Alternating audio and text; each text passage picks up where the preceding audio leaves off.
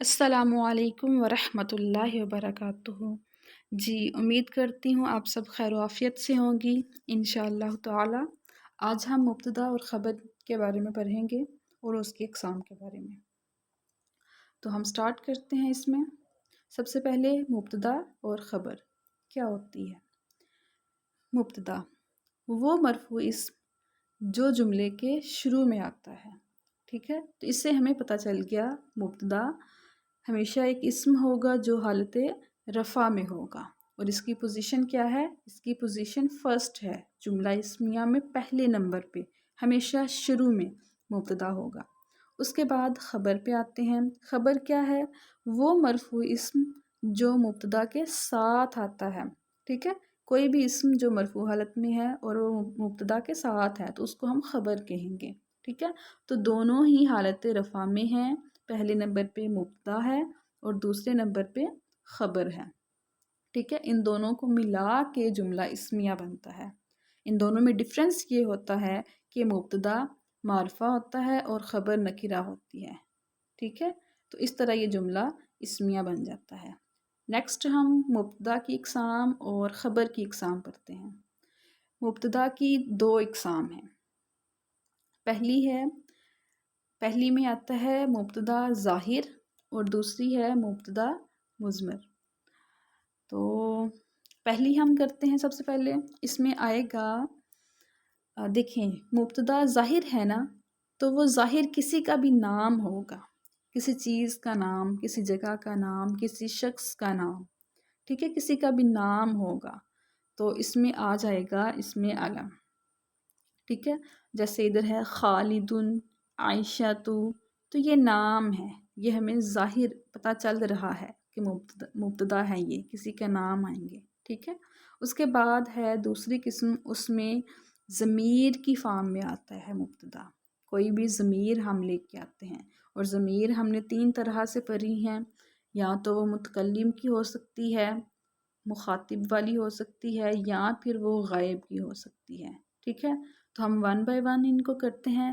ضمیر متکلم، ضمیر متکلم جو ہے اس میں ہم دو اس کے صیغے ہوتے ہیں، انا اور نحن، ٹھیک ہے؟ متکلم مطلب میں یا پھر ہم سب۔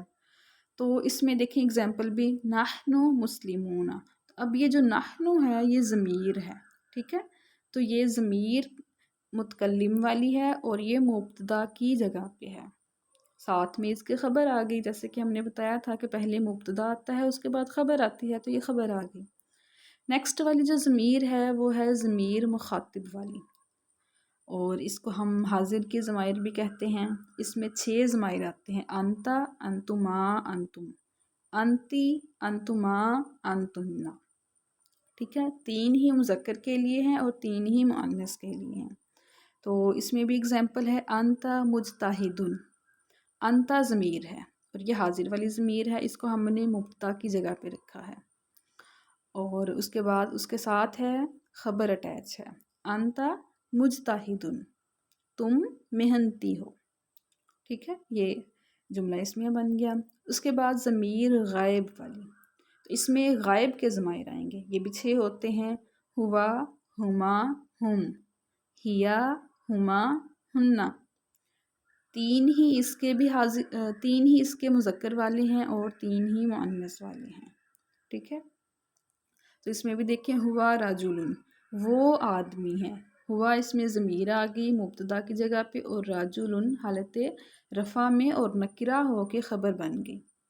تو اس طرح سے ہم نے پڑھ لیا کہ مبتدا کی اقسام ہوتی ہیں 2، ایک میں یہ کہ مبتدا ظاہر ہو سکتا ہے، دوسرا یہ کہ مبتدا ضمیر کی فارم میں آ سکتا ہے۔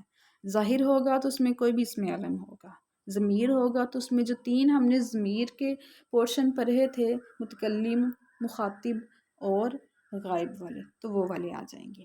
اس کے بعد اب ہم خبر کے بارے میں پڑھتے ہیں، خبر کی اقسام۔ تو اس میں خبر کی 5 ہیں قسمیں۔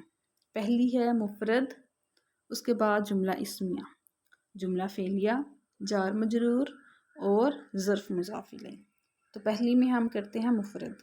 مفرد مطلب جو خبر ہے وہ صرف ایک ورڈ ہوگا، ٹھیک ہے؟ مفرد ہوگا، صرف ایک ورڈ ہوگا، جیسے کہ اس میں اگزامپل ہے، زیدن قائمن، زید کھڑا ہے، ٹھیک ہے. تو آپ دیکھیے قائمن صرف ایک ورڈ ہے، مفرد ہے یہ کوئی مرکب نہیں ہے یا کوئی جملہ نہیں ہے، یہ صرف ایک ورڈ ہے.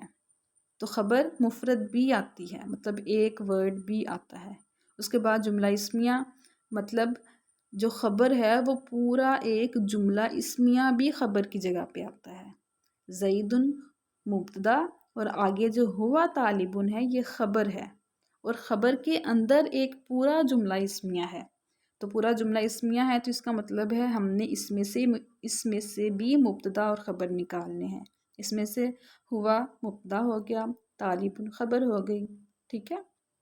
تو اس طرح یہ بھی ایک کمپلیٹ خبر بن گئی. اس کے بعد جملہ فعلیہ ہے. تو جملہ فعلیہ میں کیا ہوتا ہے کہ جملہ فعلیہ بھی خبر کی جگہ پہ آ سکتا ہے. تو اس میں کیا ہے، زیدن جلسہ، زید بیٹھا، ٹھیک ہے، فعل ماضی زید بیٹھا. تو زید ہو گیا مبتدا اور جلسہ ہو گیا جملہ فعلیہ بن کے خبر ہو گئی زید کی. تو جملہ فعلیہ بھی خبر بن کے آ گئی.